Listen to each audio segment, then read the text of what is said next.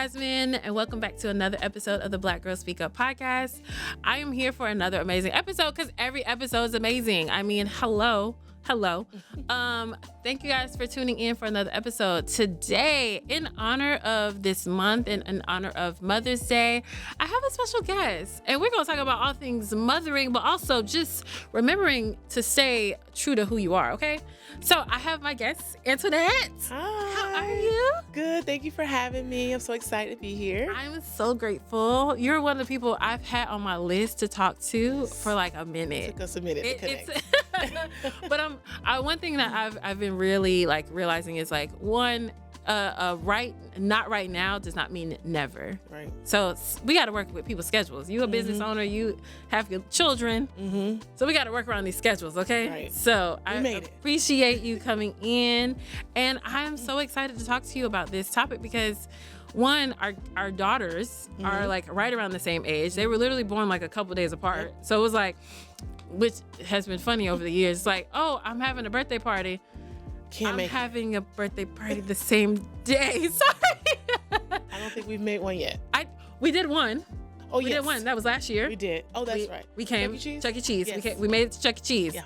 But other than that, it's been real hard because we be doing these things on the same day. Right. But we are here. First, I want you to tell the people a little bit about you and what you do, because you were doing the things.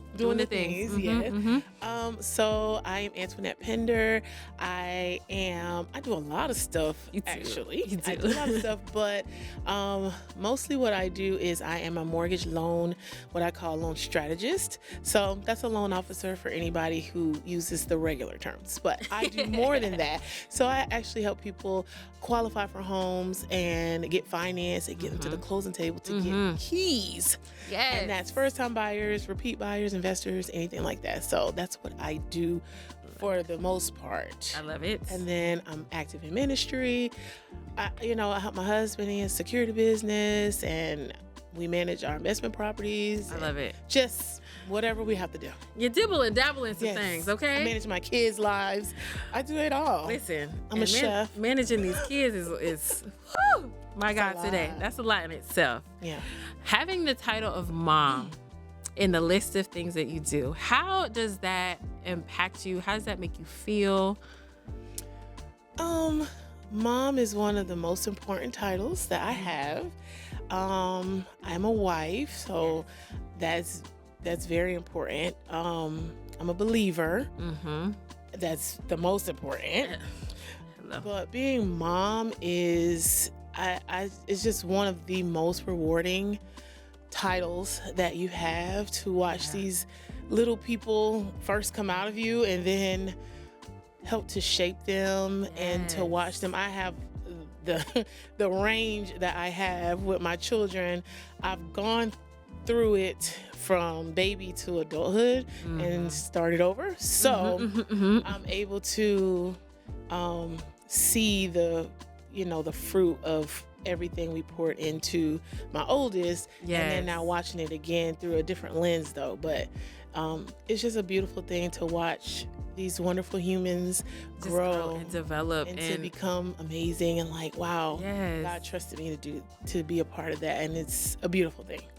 I love that you said God trusted me to do that.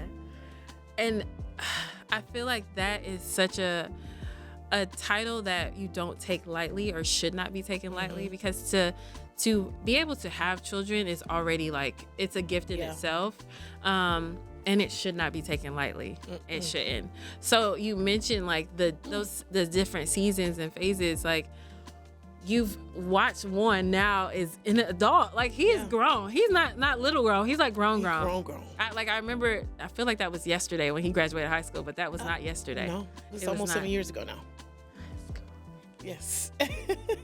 Crazy. Yeah.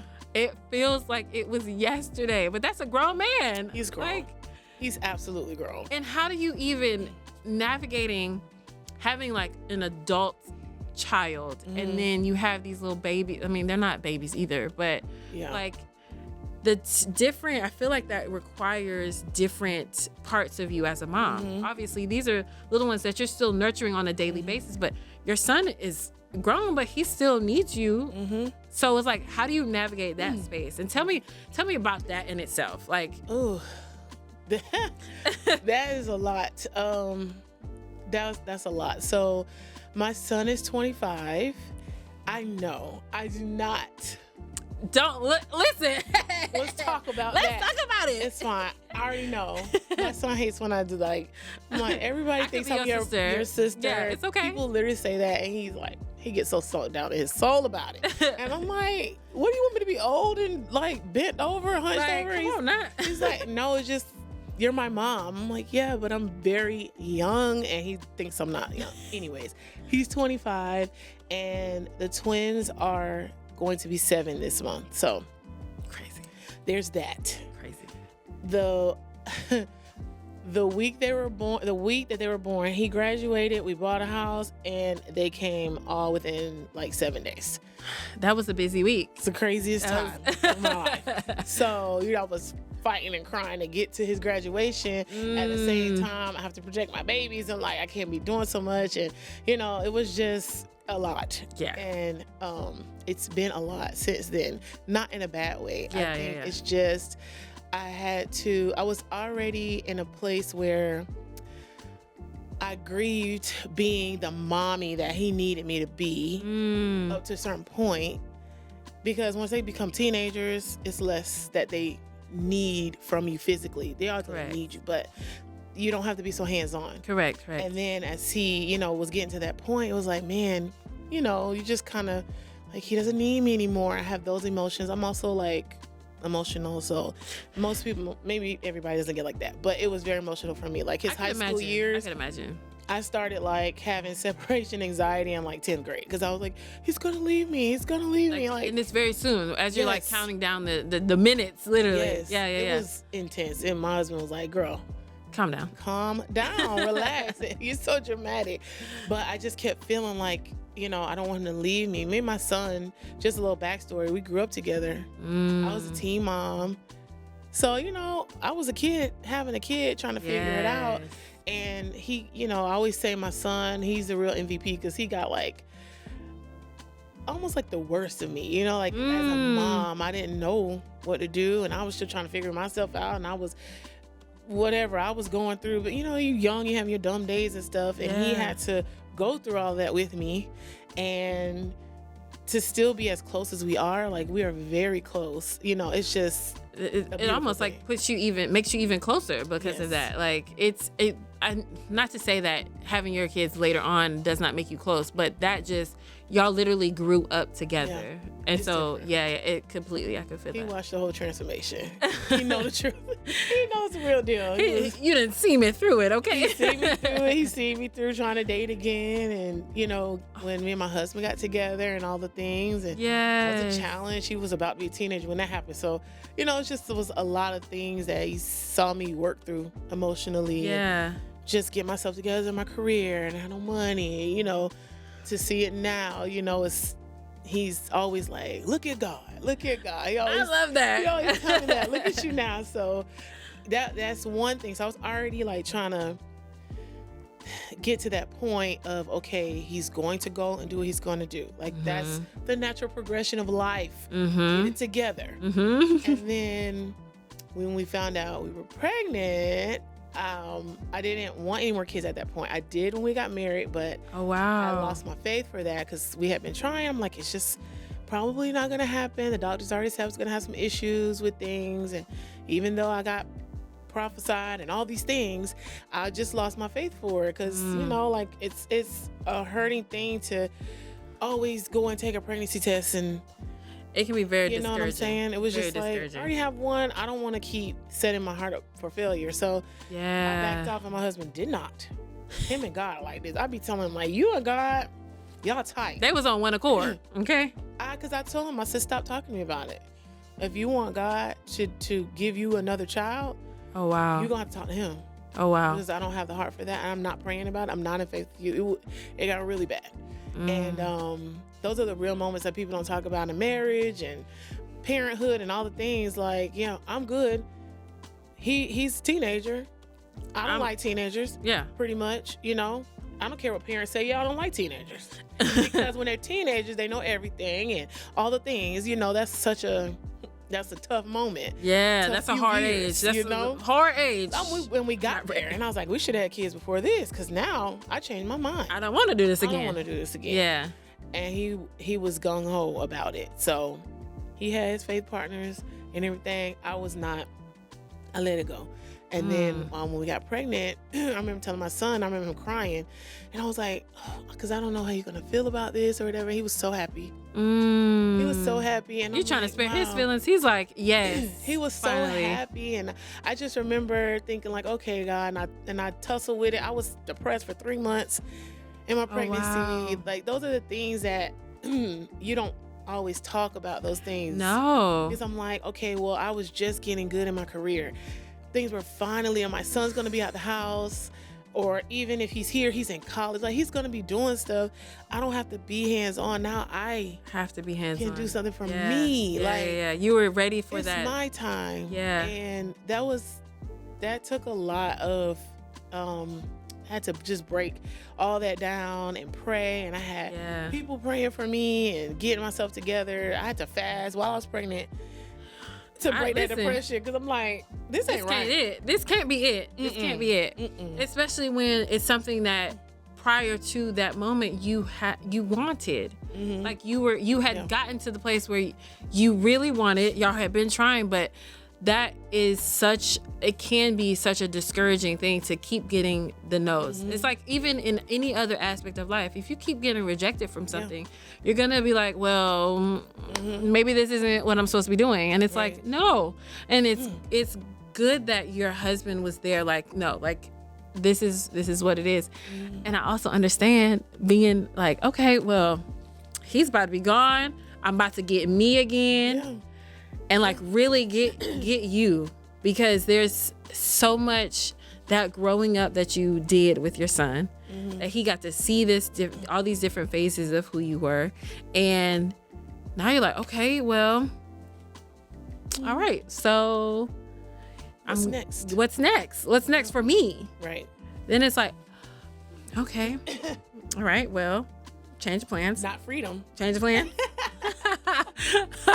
Change plans, guys. totally different. Yes. But I always say God knew, because I cannot imagine my life without my girls. Listen. They are such a joy, and they just light up my world. And yes, I am so grateful that God did not listen to my stupidity and me being in doubt. And it was never that I didn't want any more kids. I just think I was tired of like the disappointment. In life we get disappointed, and then like you were saying, delay is not denial. But if it's not in my time, I start getting distracted, and then you start thinking, I'm just gonna grind and do something focus else on everything else, when my working would have never fulfilled what the girls fulfill. Never. Even though I have a son, so real, and I love my son, I'm close. Every child is gonna be special, and there's anything in this world could feel more than my children. There's nothing. It's gonna pull something different. Each child is gonna pull something different, and that was finally the season for you to be fulfilled in that way. It's so interesting how, like you said, like we can be like, okay, well, I want it now. Yeah. I'm a little bad kid. I want it now. Give it to me now. And if you don't, why? Then you start questioning like the reason why, and it's like, no, because it wasn't time yet. Well, and just as people in general, like, what did I do wrong? Those are things that I thought, things in my past. I'm very vocal about my past. I was very wild. And this is after becoming a mom. I was young, and because you were still young. I was trying to figure it out, and I didn't grow up in church or anything like that, and I was out here wilding out, doing everything, whatever that I wanted to do, and there was some things that doctors were saying, like maybe because of things in your past that you've done. That could be why what we're saying is going to be hard for you to carry a child and all these things. And I've had abortions before that, and those were things that I was just very I think of that all the time. Like, it's like, I did this to myself. And that's what I began to say when we couldn't. I was like, I did this and I just have to live with it, even though I know better than that. Right, but the mind will definitely make you feel a certain type of way. It'll make you feel like it's your fault. Even when, no, it's not. It's like, ooh. It was a lot that went into that, but it still was. I think as moms, we take so much personally, just to bring it back to motherhood, because that could go off that whole conversation. Because I'm like, wait, because I'm like, you were in survival mode. I feel like as somebody, I'm divorced. I had a season, and I definitely feel like I'm well on my way outside of that, right? But you go through a moment as an early mom, as a young mom, you were in survival mode, just trying to figure it out, because who has the tools? As much as our society tries to push the young mom narrative, it's a challenge. It's not easy. You're going to be in survival mode. So yes, there are things that you had to do, but that does not mean that that's punishment. Right. And now you will never conceive again. Like that, I feel like we, in our minds, it's like, well, now I'm punishing you because you did X, Y, and Z as a teen mom, as a young adult. And I think some people feel like that too, even with God. Like, well, things are happening because he's punishing me. That's not what that is. We're forgiven. Yeah. The price has been paid. Yeah. The debt was paid. Yeah. And that was something that when I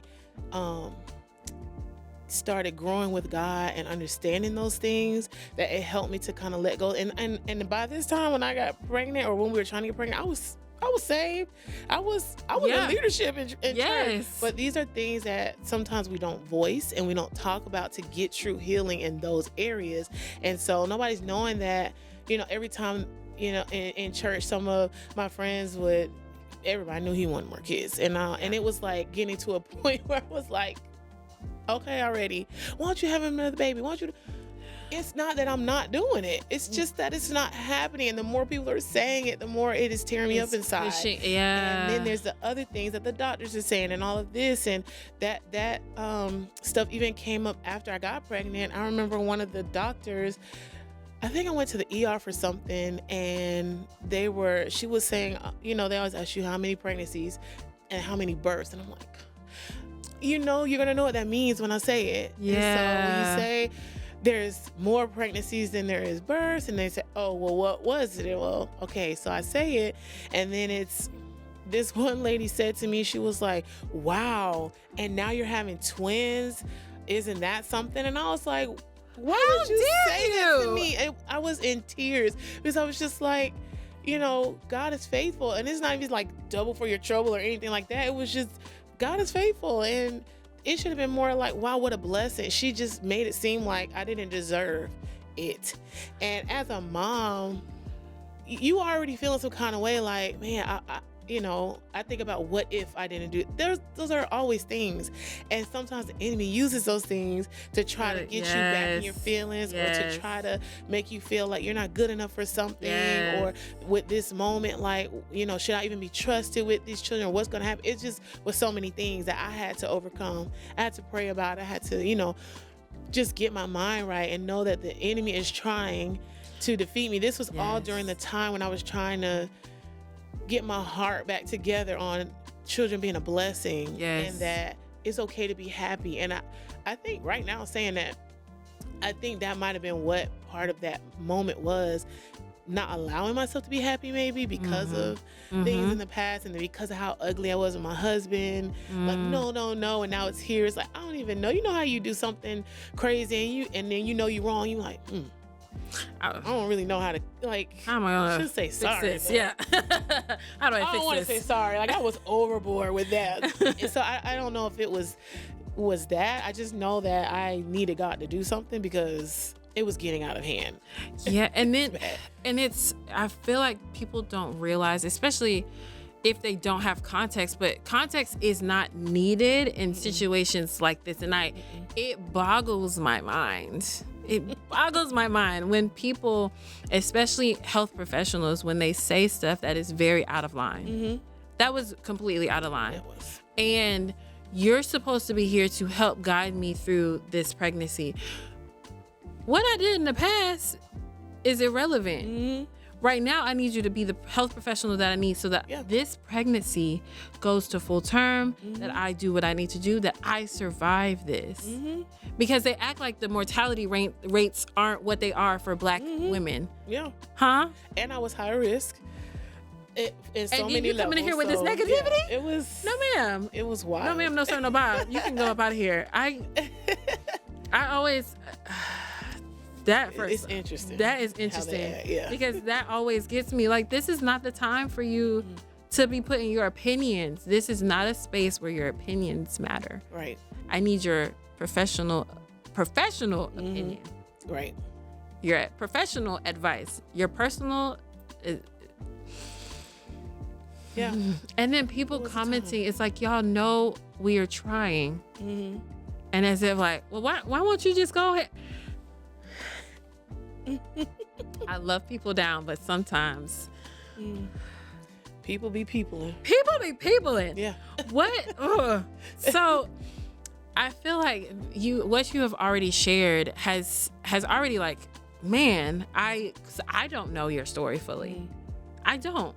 And it's not that I'm like, outside of it, it's like we've had conversations, but we've never gone in depth about that. So because we were literally pregnant around the same time, like they're 27th and the girls are 25th. Yep. Pregnant. Yeah. Same time. Okay.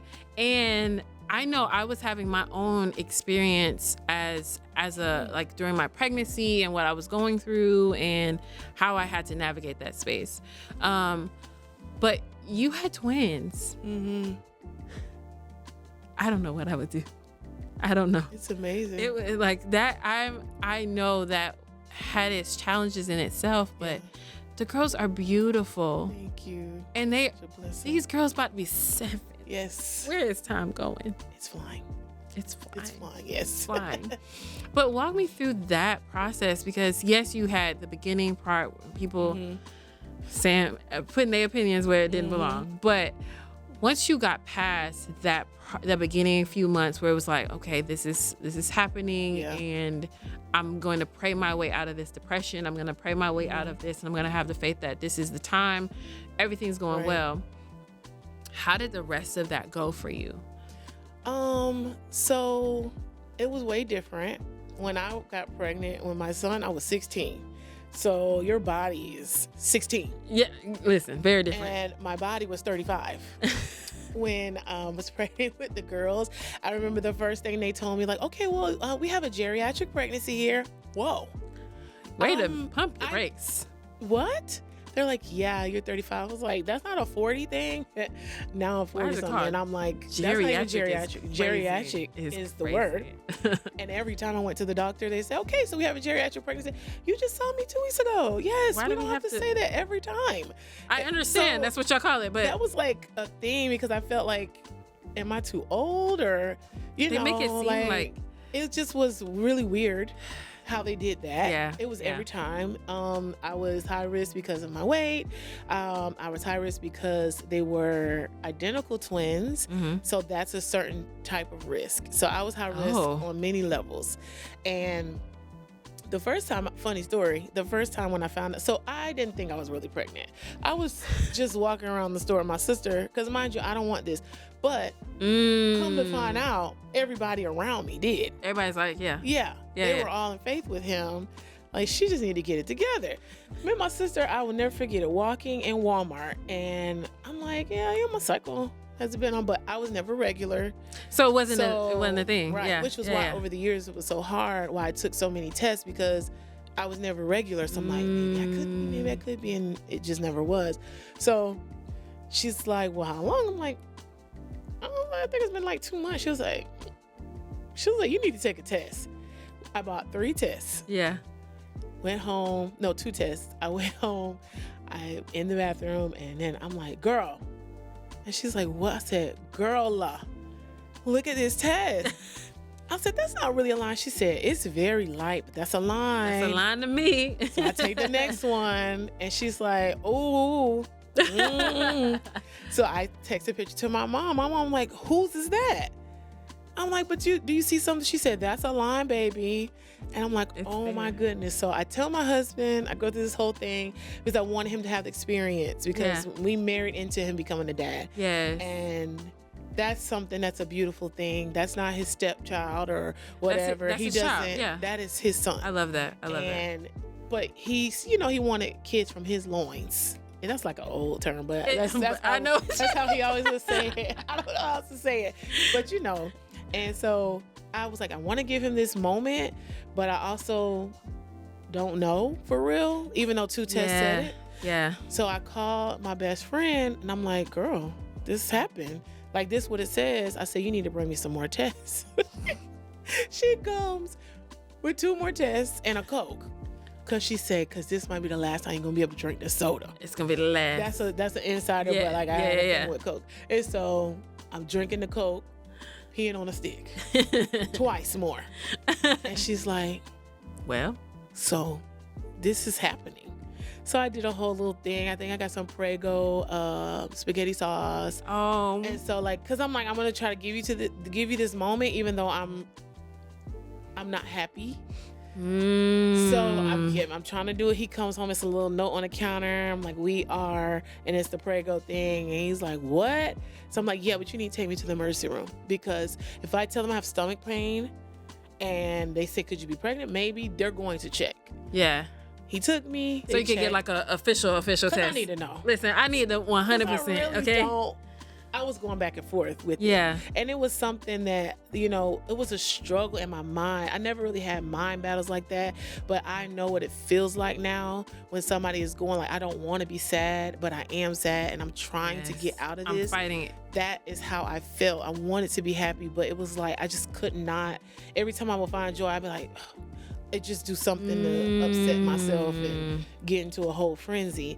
So they come and they're like, well, you are pregnant, but it does not look like a viable pregnancy. No, And I was like, what? And she's like, yeah, so you just have to wait till 6 weeks, and then, you have to go to a gynecologist, and they'll probably have to schedule you for whatever.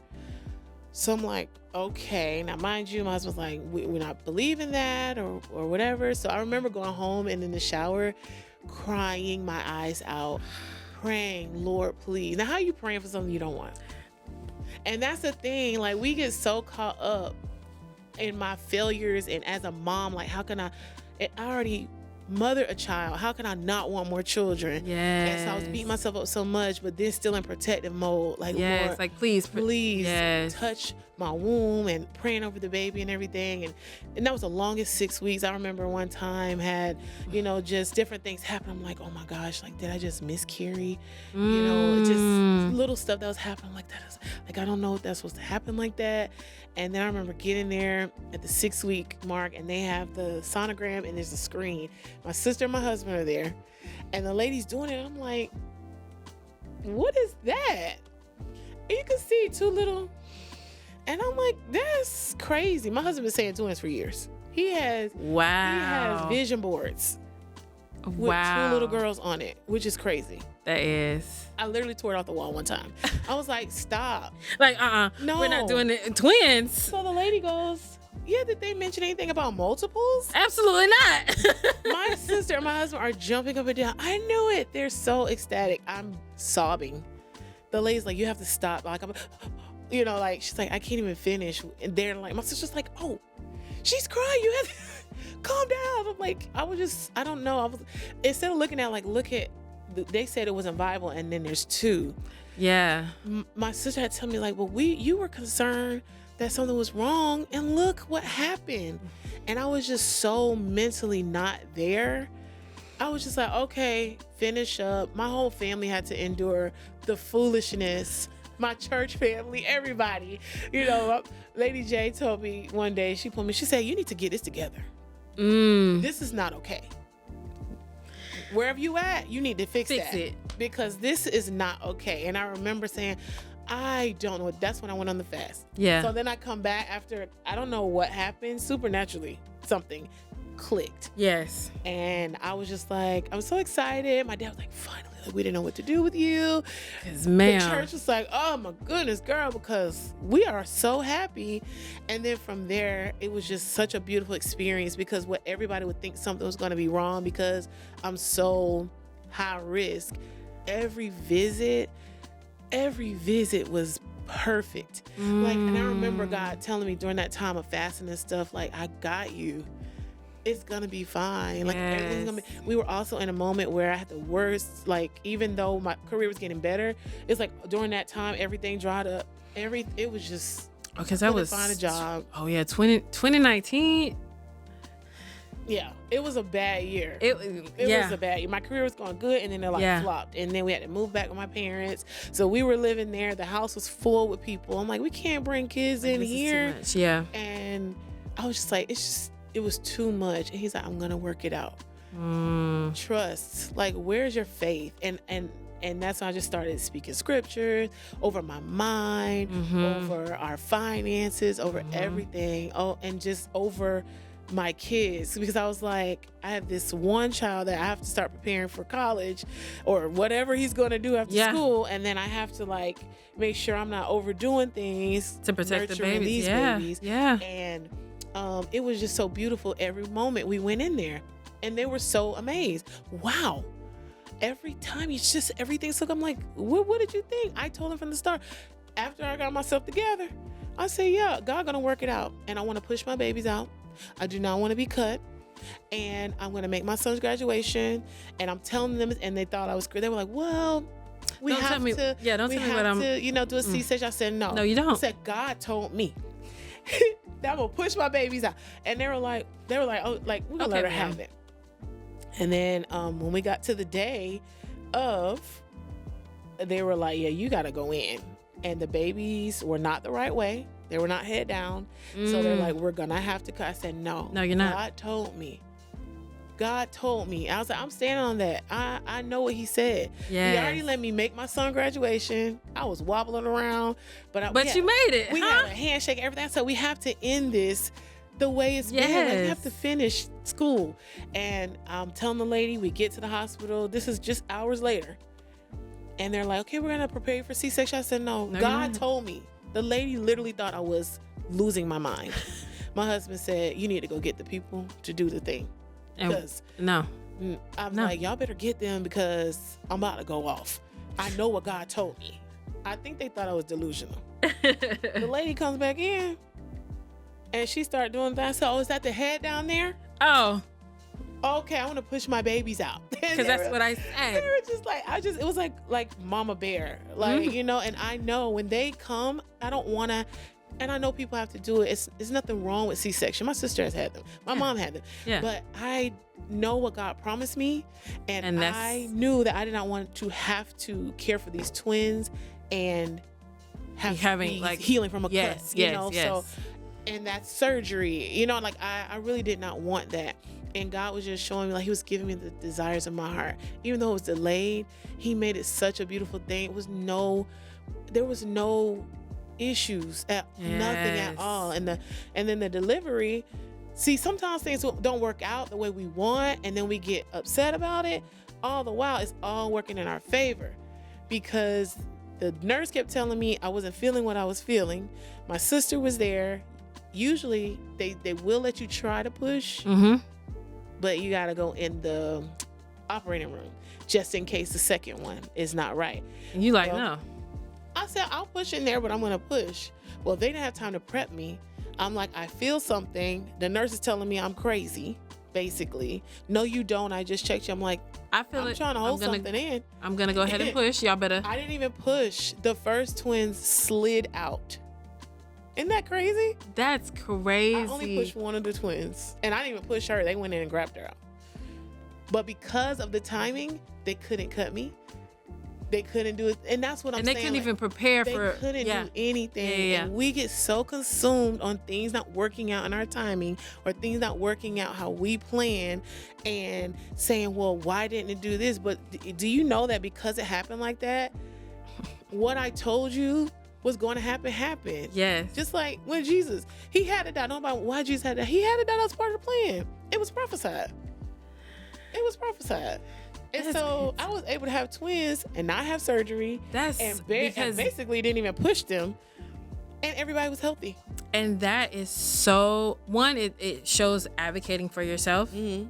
Advocating for yourself. Because, baby, we going to have it the way I want it to go. Okay? Yeah. The way I tell you is the way it's going to go. You want to at least try it. Yeah. So I love that. I love that you had the birth that you wanted to have. It was beautiful, too. That is amazing, because they will try to convince you otherwise, especially when they put all these labels. They labeled you from the very beginning. Mm-hmm. The whole pregnancy, giving you a label. I never had high blood pressure. I never had, right at the end, why they made me go in was toxemia, or what they call it. I can't think of the other name, but like we get the swelling in your legs and stuff. Yeah. That happened, but it happened. They were born right after 12, so they were actually full term. Yes. Full term twins? Yes. Ma'am. Yeah. That is amazing. Because listen, they were full term. Yes. They were full term. Healthy. Yeah. Shout out to God. Shout out to God. Because I know so many people that have twins, and the stories and the process and what they will make you end up doing, or because you don't advocate for yourself, or you're not able to, or they're just trying to use their power over you to make it go a different way. Baby, you pushed out full-term twins. I didn't push. Didn't even. They came out. They said, God was like, oh, don't worry about it. It's time. It's time. I have arrived. Okay? Yeah. They were like, we're here, mama. Yeah. Healthy. They had to do NICU for a little bit. They still trying to figure out. Yeah. But it was just to make sure that they're... Everything. The first year, we didn't pay for anything, because that was another struggle I had, like financially. We didn't pay for anything, not one diaper, not clothes, for an entire year. God provided. So all the things that as mothers we get so consumed about, I have to say, you got to trust God. Sure. I don't know any other way to say it. You have as a mom, you have to trust God, because we don't get a handbook. We don't know how to do it. Some of us have good moms. Some of us have challenged relationships with our moms. Nobody tells you exactly, no, this is ABC on how to be a mom. That's not how it works. Absolutely not. And it all turned around for me once I got safe, like for real. Yeah. It was like, I watched how God kept me and my son together. I watched even now with the girls and how it's like, I don't know. I don't remember this stuff. I was a kid, so my mom helped me with a lot of stuff. So some of the stuff I don't even remember. And when that thing tries to get me down, I'm like, man, was I really not there? I was there, but like, was I really missing big moments with my son? And the enemy tries to play. No, but look at what I've done. And then look at, I always think about the relationship that you have with your child. Mm-hmm. Now that he's an adult, it's like you can sit up there and say, no, y'all are close. That's your friend for real. Like parents used to say, I'm his little friend. That's your little friend. You his little friend. Yes. And that shows that, yes, you may have struggled along the way as a young mom, but you got saved. You turned things around, and the relationship that you have with him all along and to this day is tighter than ever, because you still stayed as the person that he needed. Mm-hmm. You were supposed to be. It's like, it's like you were literally designed to be his mother. Mm-hmm. It's like some people say, oh, well, I'm grateful to be a mom. It could have had any mom, but like, I'm so glad no, like there are some times where it's like, no, you were designed to be this child's mother because of the impact that you have on their lives and the things that you have been able to impart in them. You his little friend. I am his little friend. And that is a beautiful, one of my best friends. That is a beautiful thing to say. Yeah. A beautiful thing to say. And the way your birth is your labor and delivery is so inspiring, because I know, even for me, when I was getting ready to have Arden, I switched out of the doctor that I was with at 32 weeks. I left his care. I came back after I had him, after I had Arden, but that I was like, nope. because I saw the direction that they were trying to take me in. It's like, oh, well, you need to be on the monitors. You need to be on. And I was advocating for myself. Like, I would like to, because no high risk, none of that. Like, if none of these things are checked, right, why do I need to be IV'd up and all of these things on the monitors? I don't want that. I would rather just be able to like walk around and do all these other things. And originally they said, oh yeah, that's fine.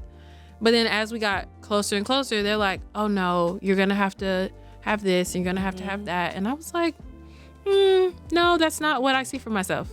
I see myself being able to either have a water birth or have something similar to it. And I want to be able to go this way. And they were trying to push me in a different direction. And even when I was leaving his care, I told him, oh yeah, I'm switching to a midwife and I'm going to have her at a birthing center. He said to me basically, well, his daughter went to a midwife and they didn't know that the baby was breech, and so she had to have an emergency C-section. So he's trying to scare me into not having the birth that I want. Story. I was like, but that's no, I'm okay. I'm gonna still go this route. Had her. I labored at home. By the time I got to the birthing center, I was 8 centimeters. Wow. Worked out. Had her in a couple hours. I got there by like 10 something. I was back home by 3. Wow. That's Quick. And because it's a birthing center, they don't have you stay overnight. They like you, oh, you're good. You're able to get up and walk around. Yep. You use the bathroom on your own. Okay. You can go home. Wow. Went back home and spent my first night at home. It really takes your faith and your belief. And granted, at the time I was not in church. My ex-husband was not the type of person. He didn't believe in going to church and all of that, even though y'all would see me over the years come in, like I come in, and that's why I was in connection with somebody that did not believe in going to church. So I had to. That's another story. Another story. Another podcast. Listen, another podcast. But it was like I came when I could, or when I felt it, or when my sister was like, you should come to this service. And I'm like, okay, cool. I still believed. So I still had that relationship with God that, okay, this is the way I want this to go. So can make this happen. And that's, even Tatiana can tell you, she was there. She came to my house that morning and she went to the birthing center with me, and she was right there in the room. And she was like, you my shero. And I was like, girl, gosh. But it's like, you really have to know how to advocate for yourself. So I'm so like, that in itself is beautiful, beautiful, beautiful. So over the years, now the girls are about to be 7. These seasons have changed in your mothering. Your requirements as a mom has changed from those newborns where you're navigating, okay, I have newborns and I have a son leaving for college and this. So now they're elementary school. And you're navigating, what does this season look like for you as a mom? And how are you able to find time to really realign with yourself again? This season of just from when I had them to now has been, some would say chaotic, but it's not chaotic. Whatever God gives you, you're graced for. I believe that we're graced for our family. We're graced for our children. So I think from the outside looking in, sometimes it seems like, oh, it's always a lot going on or whatever the case may be, but I'm graced for it.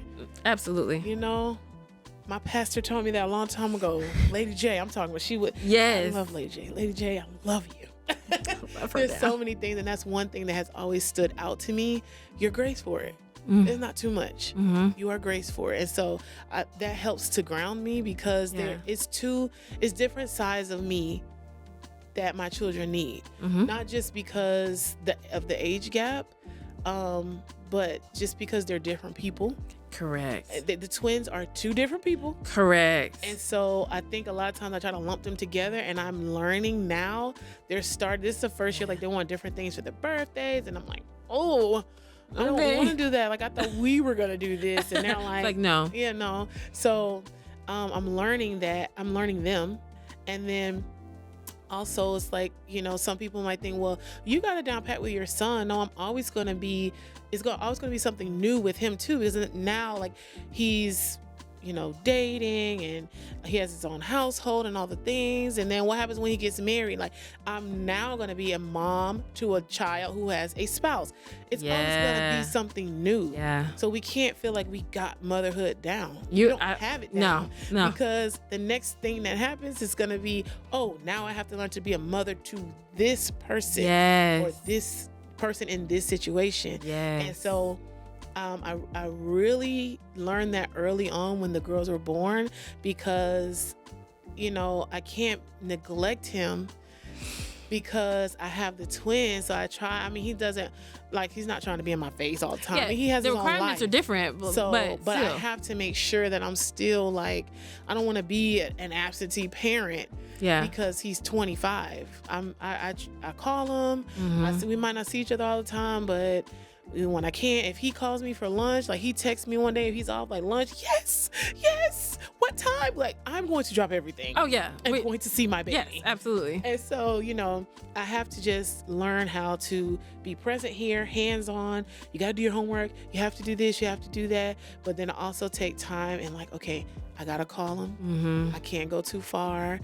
What's going on? Give my advice and take my hand off a little bit and pray. And prayer is the thing that is the common denominator in it all. Yes. Prayer can reach us places I cannot. Yes. And so even when your children are going to school and when my son's working and all the things, prayer can reach them. I can't always be there with him. Yeah. I can't always tell him, okay, do this, this, and this, and that's going to work. That's not how it's going to be. And same with the girls. But he's in such a different place than them. He actually loves to be around them. He's such a good big brother. Yes. And when they all get together, it just warms my heart because, that's not always the case with big gaps like that. It's well, my mama shouldn't have been out here having kids. That's crazy. I thought you was done. Right. No. And I'm not about to be a little babysitter and all that. If we need him, he will get the girls. They like to go over there, so it's a blessing. But I think that as moms, we have to realize that our children are people, and we have to hear what they're saying. Mm-hmm. We have to understand what they need, mm-hmm. and then we have to be flexible. You can't be this is how I do it. This is how my mama did it. And you can't do that. Motherhood is one of those positions you have in life where you're ever learning. Oh, for sure. I've literally told Arden one time, I was like, listen, I'm a mom for the first time. So I'm gonna mess up. I'm like, I understand. I will apologize if I do something wrong. But I'm a mama for the first time, okay? Yeah. I've had listen, work with me, please, okay? Please. So now because they're getting older, you have an adult son and he's about to be 7, which is still baffling to me. Are you finding time to realign with who you are to your core? Because I feel like even earlier in the conversation, that was one of the things you kind of were hesitant and I want kids, but I don't. I'm putting that goal or that desire behind or to the side because maybe now I can find me again. So now as they're getting older, are you able to find that person, find the inner being of who you are? I think that, yes, I am learning that. I think that we get caught up in our titles so much that we do lose ourselves sometimes. Yeah. And it's not on purpose or anything like that. It's just, you caught up in being a wife, caught up in being a mom, caught up in being a business owner, you caught up in all the titles of life, and you forget yourself. So I am in a season of, relearning what I like, because what I like now is not what I like back then. Right. So just kind of I do like this. I do, I like to be out the house. My husband doesn't like to be out the house. We're two different people. So, he's like, go girl, I'm gonna be here with the kids. I watch these kids. You with the kids. I love that. I love that for me. Okay. my husband's so supportive. He is a man of God.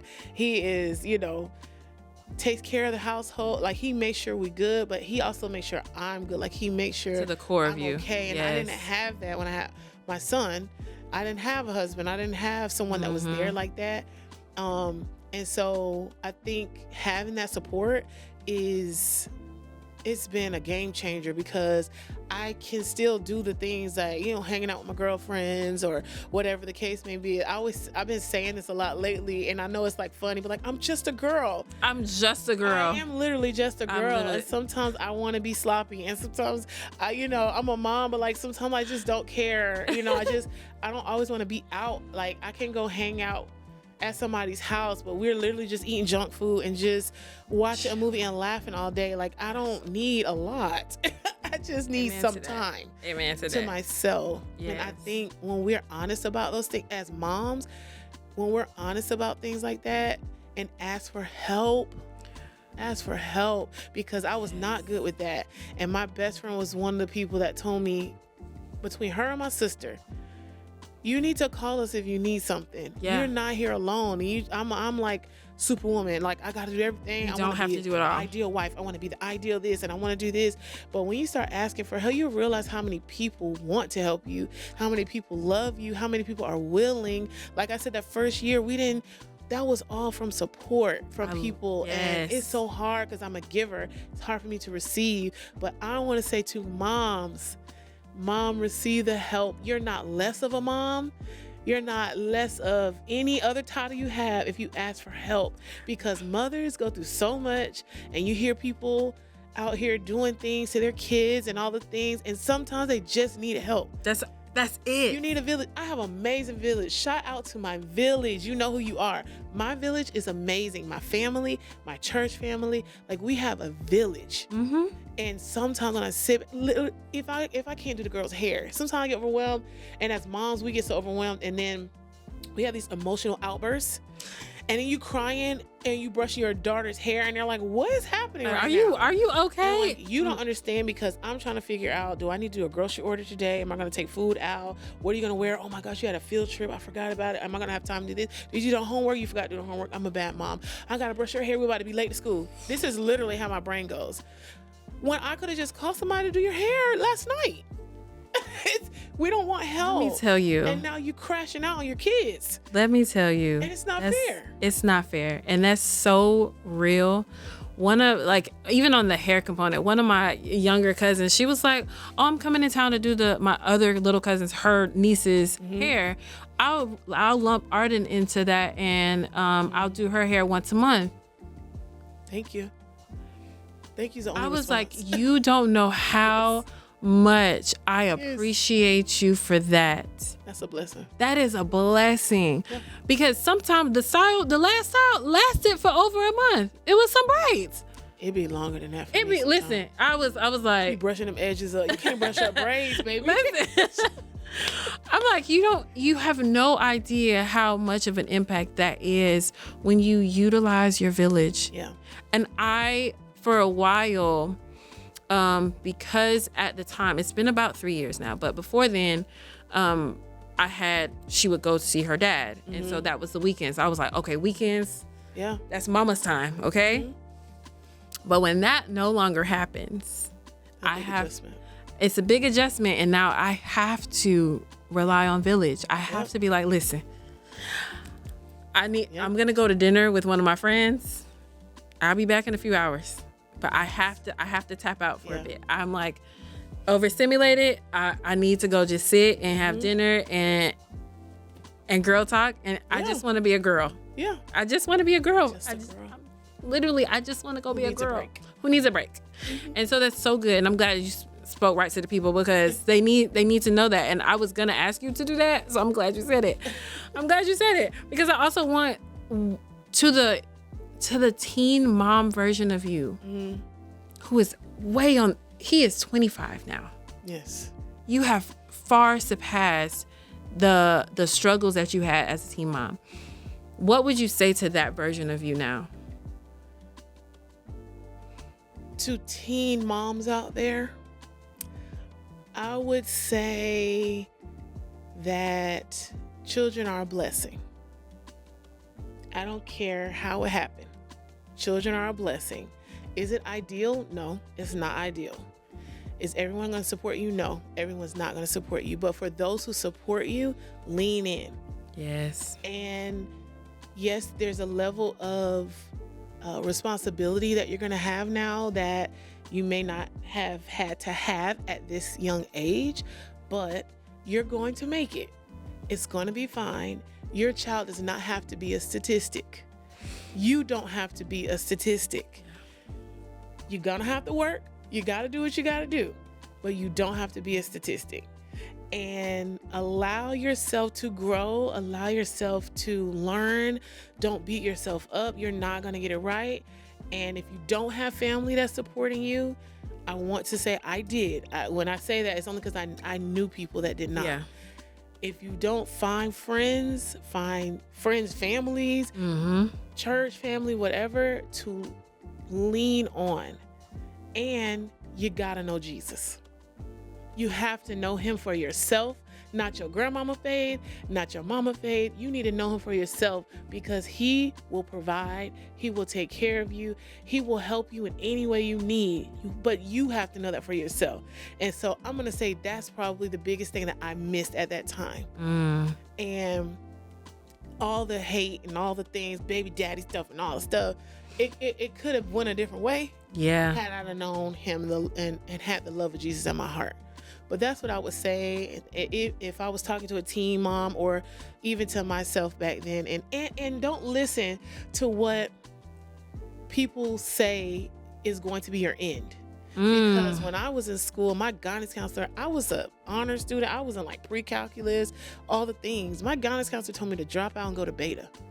Some people don't know what that is. That's a school for pregnant girls. Yeah, I don't know if they still have it, but I don't know if they do, but I remember that. A lot of my friends went there, and I was like, and I told him I don't want to do that, and he said that was my only option. Oh, say less. I'm gonna call my mama. Cause you're not gonna tell me where I stayed in school until I was on bed rest, and then my mom, before virtual schools was a thing, she found a way to get all my work. Sometimes I called in and talked to them, and I graduated with honors. No thanks to my guidance counselor though. So don't take what they say because you did this and now you're that statistic. You're not that. Be better than that. And don't prove other people wrong, but prove to yourself that that's not who you are. Because people will label you. Oh, they will. Yeah. Oh, they will. It's not right. It's not. And especially, you were an honor student. Why would you even suggest that just because this is... They never helped me try to go to college or anything. They don't. They didn't do it. They stopped everything. Guidance counselor back then, I don't know what it was. I don't know that was a whole nother time, and that's a whole nother topic. Yeah. Education, like that should not have been the only solution. Like here, let's give you some options. One, because you're already an honor student, you're already making the grades, you're already there where you need to be. So why would you? No options. No, but go to the pregnant school. And I refused. I'm glad I refused to do that. And I'm glad, again, you had the support system to be like, my child does not have to go there. Yeah. She's going to finish. She's going to do whatever necessary alternatives we have here at this school. That's what we're going to do. Yeah. Shout out to my mommy. Shout out to. I love my mom. I just want to say, like, this is a pure example of how motherhood can look so different in different phases of life, even for different people. You are one person and you had different versions of mothering all in this. You're still momming in so many different facets. And I, like, in honor of Mother's Day, this is just like, I think this is such an amazing way to honor just your journey in itself. You show such resilience over the course of your life, even standing up for yourself, for honoring who you are at the end of the day, and making sure, like, I'm gonna honor, one, my belief in God that this is the route that I want to take, this is how it's gonna happen, and leaning in when you need it to protect yourself, to guide yourself. Like, hey, listen, all right, now, listen, you know me. You know me. I need you in this seat. I need you right now to guide me through this. And even the fact that God kept you in seasons when you were just a young child just trying to figure it out. Like, yeah, there's things that happen, but he kept you. He kept me. Yes, he did. He kept you. Yes. And look at where you are today. Like, I remember, I can't remember how long ago. When did these years just floating on. Oh my God. I'm trying to think what year I met you, but I've seen you even in the real estate realm. I've seen the work that you've done for people. So your capacity is huge. The things that you're able to do impact. Amen. Okay? Because I know we go to real estate side, you have literally helped people get homes. Like, you have the plans. I mean, you're skilled. You're skilled in what you do. Oh, thank you. I'm graced for this. You're graced for this. Yes. You are graced for this in so many different facets. All the titles you hold are for a reason. And you're graced for every single one of them. Amen. Glory so I'm going to give him the glory every time. Listen, every time. I just want to, I really, this is all about being a mom. Like, this has been one of the journeys that I have learned so much on. And so I'm glad we were able to discuss it in this way, because I don't believe, or I know for sure, prior to me getting married and then getting pregnant, I was not one that was like, oh yeah, I want kids. I wasn't. Wow. I wasn't. My ex-husband, he had a son already, and I was like, oh, we good. Like, we good. This works for me. And so when I finally did have my daughter, it was like a switch, and I was like, oh, cool. This what we doing. Oh, this works. I can do this. Has it been the easiest? No, but that's primarily been dealing with grief in the midst of that. So it's kind of like you're navigating two things at the same time. But motherhood has been one of the greatest joys of my life. And I'm still we only 7 years in the game. Okay. Yeah, you got a long way. Still got a long way. I'm not looking forward to the teen years. I'm not. It's gonna be interesting because they're finding themselves. Like, I think if we look at our children, like I said earlier, as they're little people, they are. We're starting to find ourselves. What make you think they're not? But if you can, it makes it easier for me with the girls because I did this with my son, and so like, you say time is flying, and so for like first time moms, I would say, cherish the moments and don't rush them, because as a mom, we're doing so much, and it's like, okay, you need to hurry up and walk. Okay, because I'm tired of carrying you. Okay, now you got to hurry up and do. But with my girls, I'm not like that. I was holding my dad. My dad still be feeding them oatmeal. I don't know why he does it. He just that's their thing, and they eat on their own. but he still be their granddad. Not with him. Not with him. He like, oh, granddad's gonna feed you. Why would granddad feed you? Why would he be doing that right now? And they sit there. They sit there and let him. They're about to be 7. Anyways, that's just a thing that I don't understand. But I don't have to understand it. That's their thing with their granddad. But it's him cherishing the moment. Yes. Like, they're not gonna let me do this forever. Like, so I can't imagine. I look at my parents, see us, and I'm like, I don't know, how are y'all okay? Like, you see all your kids are grown, you got grandkids. I'm like, that's how life goes. But but my mom tell me all the time, cherish every moment. That is the best advice, and I'm seeing it now, because with my son, I was growing, he was growing, everything was so fast that sometimes you miss the moment. Yes. Cherish every moment. Oh, listen, she still want me to pick her up. I'd be like, girl, okay. Because I wish I can go pick up my baby, my big baby. Oh yeah. He'd be like, child, I'm about to pick you up. I'm not, you're not. He will sit on my lap sometimes. But I love 2 seconds. I love that. You gotta get up, because he's big. He's a big boy. Like, I can't pick you up. Like, we're not. I wish I could. I wish. Again, cherish the moments. I sure will. One day she's not gonna want you to pick her up. I know. And I'll be sad. I'll be sad the day it happens.